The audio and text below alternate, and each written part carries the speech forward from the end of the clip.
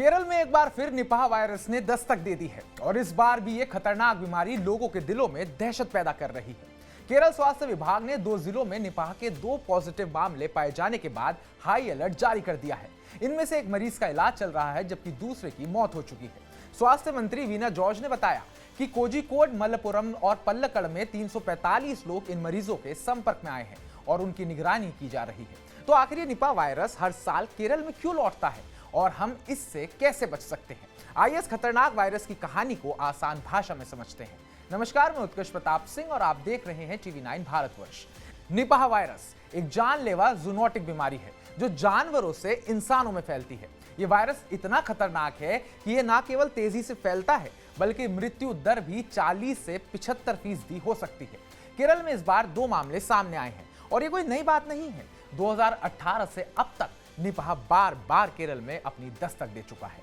लेकिन सवाल यह है कि आखिर यह वायरस हर बार केरल को ही क्यों चुनता है? क्यों बार बार केरल? तो इस पर डॉक्टर राकेश गुप्ता, जो इंद्रप्रस्थ अपोलो हॉस्पिटल में सीनियर कंसल्टेंट हैं, वो बताते हैं ग्लोबल वार्मिंग, जंगली जानवरों के व्यवहार में बदलाव और इंसानों की जीवन शैली के कारण ऐसे वायरस का खतरा बढ़ रहा है। केरल की जलवायु और घने फलदार पेड़ इस वायरस के लिए माकूल माहौल बनाते हैं। यहाँ चमगादड़ों की बड़ी आबादी है जो निपाह वायरस का प्राकृतिक मेजबान है। केरल में मानसून के दौरान फलदार पेड़ों पर फल खूब लगते हैं जो चमगादड़ों को आकर्षित करते हैं। ये चमगादड़ फलों को खाते हैं या उन पर अपनी लार और मूत्र छोड़ देते हैं। अगर कोई इंसान ऐसे फल खा ले या कच्चा ताड़ी यानी कि पाम जूस पी ले तो वायरस उसमें प्रवेश कर सकता है। अगली बड़ी बात जो आती है वो है जंगलों की कटाई और इंसानों का चमगादड़ों के इलाकों में घुसना। इस खतरे को और बढ़ाता है। मानसून में पानी जमा होने और फलों के जल्दी सड़ने से चमगादड़ और इंसान करीब आ जाते हैं। केरल की मजबूत बीमारी निगरानी प्रणाली की वजह से निपाह के मामले जल्दी पकड़ में आ तो जाते हैं जो इसे प्रमुख बनाते हैं। बाकी ये बात भी कर लेते हैं कि निपाह आखिर फैलता कैसे है। निपाह वायरस का सफर चमगादड़ों से शुरू होता है। ये वायरस मुख्य रूप से 3 तरीकों से फैलता है। सबसे पहला तरीका, दूषित भोजन, चमगादड़ों द्वारा कुतरे हुए फल या उनकी लार से दूषित ताड़ी पीने से।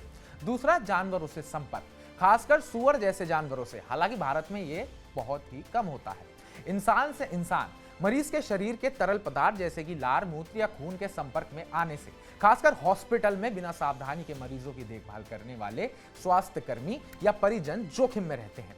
खास बात यह है कि निपाह कोविड-19 की तरह हवा में लंबी दूरी तक तो नहीं फैलता। इसके लिए करीबी संपर्क जरूरी है।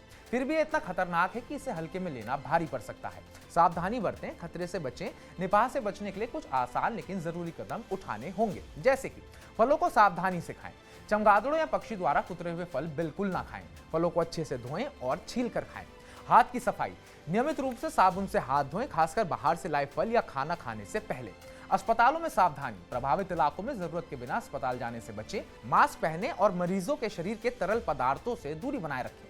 लक्षणों पर नजर, अगर आपको तेज बुखार, सिर दर्द, उल्टी, सांस लेने में तकलीफ या भटकाव जैसे लक्षण दिखें तो तुरंत डॉक्टर से संपर्क करें।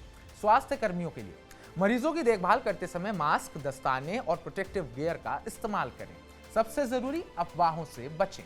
सरकारी दिशा निर्देशों का पालन करें और सोशल मीडिया पर फैलने वाली अफवाहों पर बिल्कुल भरोसा ना करें। अब बात कर लेते हैं कि क्या करें अगर आसपास कोई मामला हो तो। अगर आपके आसपास किसी की अज्ञात बुखार से मृत्यु होती है तो तुरंत स्वास्थ्य अधिकारियों को सूचित करें। इससे वायरस को फैलने से रोका जा सकता है। केरल में स्वास्थ्य विभाग पहले से ही सतर्क है और 345 लोगों की निगरानी कर रहा है। आप भी सतर्क रहें क्योंकि जल्दी पहचान ही इस वायरस को रोकने की सबसे बड़ी ताकत है। तो हमारी इस पूरी रिपोर्ट को लेकर आपका क्या कहना है और निपाह वायरस पर आप क्या विचार रखते हैं? कमेंट बॉक्स में कमेंट कर हमें जरूर बताइएगा। बाकी ताजा अपडेट्स पाने के लिए TV9 भारतवर्ष को सब्सक्राइब कीजिएगा।